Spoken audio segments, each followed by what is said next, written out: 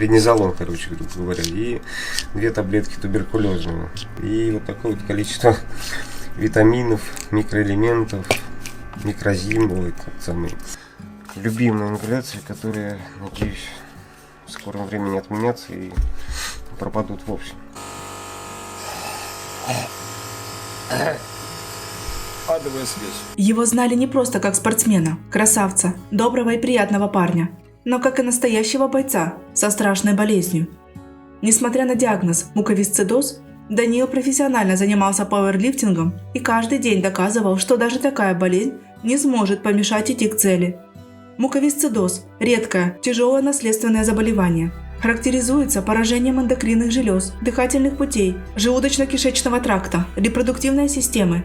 Некоторые люди могут жить с муковисцидозом до старости, в то время как другие могут умереть в раннем возрасте. Средняя продолжительность жизни для пациентов с этим заболеванием в настоящее время составляет около 40 лет. К сожалению, муковисцидоз может начать прогрессировать в любой момент и довольно быстро. Даниилу становилось все хуже, ему понадобилась вспомогательная терапия с вентиляцией легких.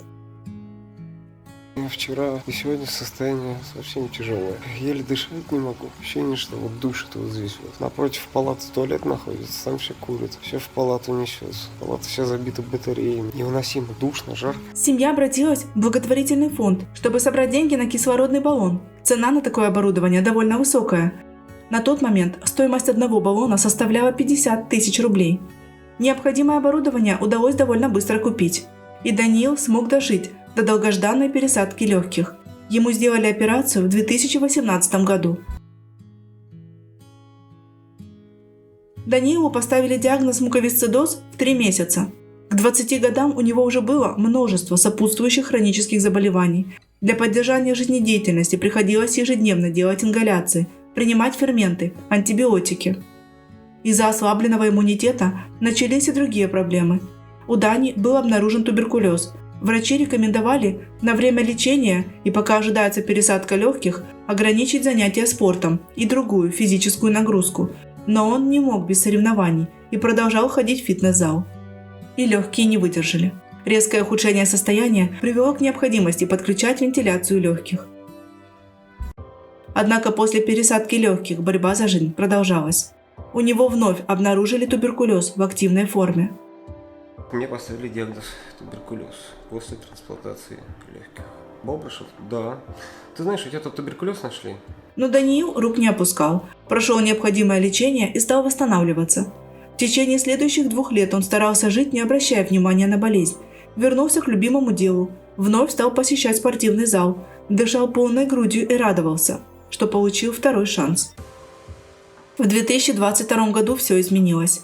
Даниил обязан был себя обезопасить и находился на самоизоляции. Из-за малоподвижного образа жизни стал хуже себя чувствовать, потерял 20 килограмм веса, а летом начались серьезные осложнения. Несмотря на отрицательный анализ на ковид, Даниилу диагностировали двустороннее воспаление легких, а после этого началось острое отторжение пересаженных легких. Организм был истощен нехваткой кислорода и сильным постоянным воспалением. В сосудах легких образовались тромбы. Врачи пытались сделать все возможное, чтобы остановить разрушительный процесс и дать Даниилу шанс на повторную пересадку легких. Но, увы, организм не справился.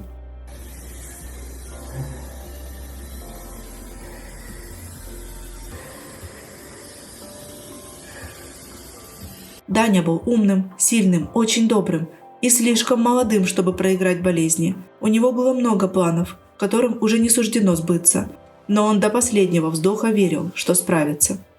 Я хочу вам дать крайне банальный, крайне заезженный совет. Не откладывайте на завтра то, что можете сделать сейчас, потому что неизвестно, как завтра повернется жизнь.